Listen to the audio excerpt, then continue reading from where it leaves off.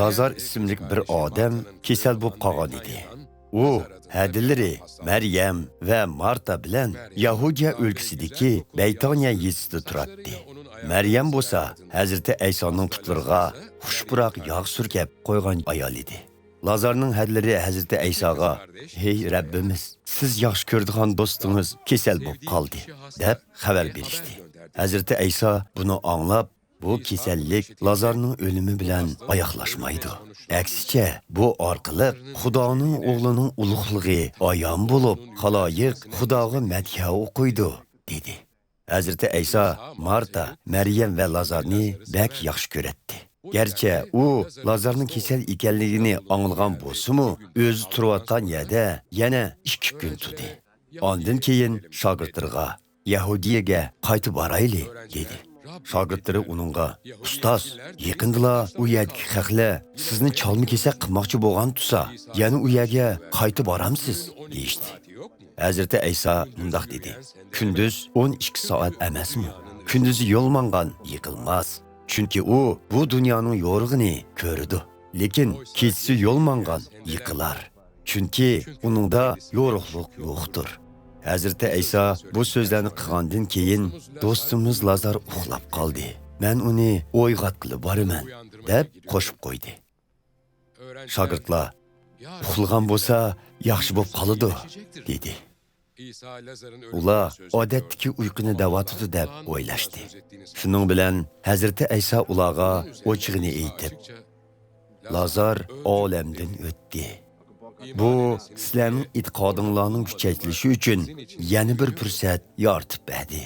Endi u boyaga borayli" dedi. Thomas boshqa shogirdlarga: "Bizmi uning bilan birga borayli, ham uning bilan birga o'layli" dedi.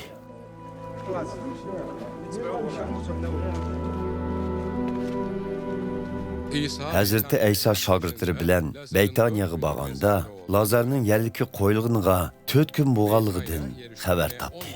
Baytoniya Yerusalimdan 3 chaqirim yiroqlikda edi. Marta Hazreti Aysoning kelayotganligidan xabar tepib, uning oldiga chiqdi. Maryam bo'lsa uyda qoldi. "Ey Rabbim", dedi Marta Hazreti Aysoga, "bu yerda bo'lgan bo'lsangiz, inim o'lmas edi. Ilmo Xudodan nima tilsangiz, uning sizga shuni berdiganligini bilaman. Iningiz tiriladi", dedi Hazreti Ayso. Marta: "Qiyomat kuni uning jazman tirildiganligini bilaman", dedi. "İnsanlarni o'limdan tirildirguvchi ve hayatlık bergüçi özümdürmen", dedi Hazreti Ayso onunğa. "Manga itiqad qilgan kishi o'lsimu yana hayat boludu. Manga itiqad qilib, manguluk hayatga erishganlar asla o'lmaydi. Bununğa ishinamsiz?" "Ishinaman, Rabbim", dedi Marta. "Sizning insonlar orasiga kelishga tayinlangan qutqizg'uvchi Masih Xudoning o'g'li ekanligingizga ishinaman."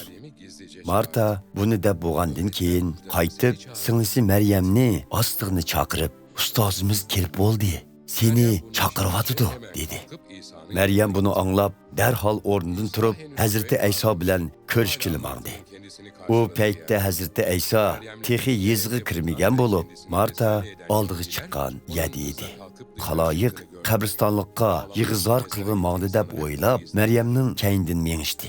Biroq Maryam Hazrati Ayso boyaga bordi va uni ko'rib, oyog'iga yiqilib, "Hey Rabbim, bu yerda bo'lgan bo'lsangiz, inim o'lmas edi", dedi.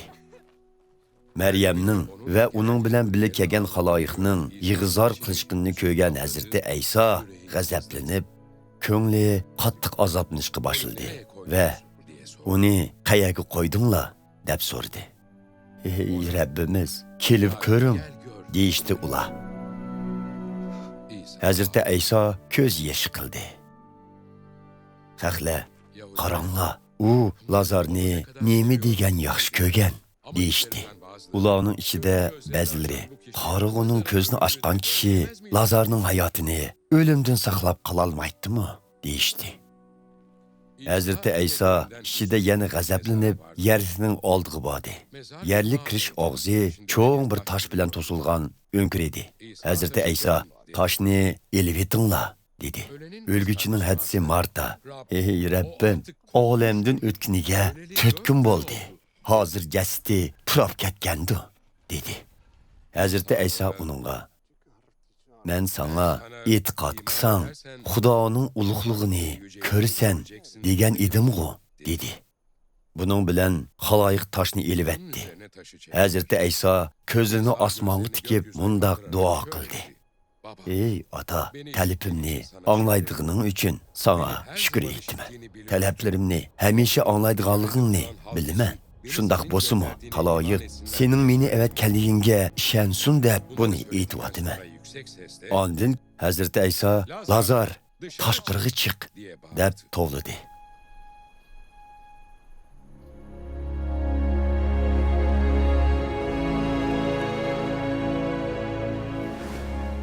Lazar qo'l putlari kepanlangan, engi tengilgan holda tashqariga chiqdi.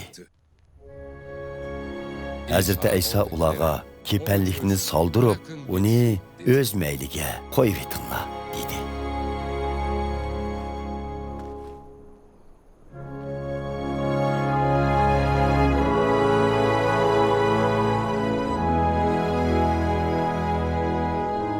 Maryamning yeniga patlab kelgan va Hazreti İsa ko'rsatgan bu mo'jizani ko'rgan nurg'un xalqlar Hazreti İsaga e'tiqod qildi.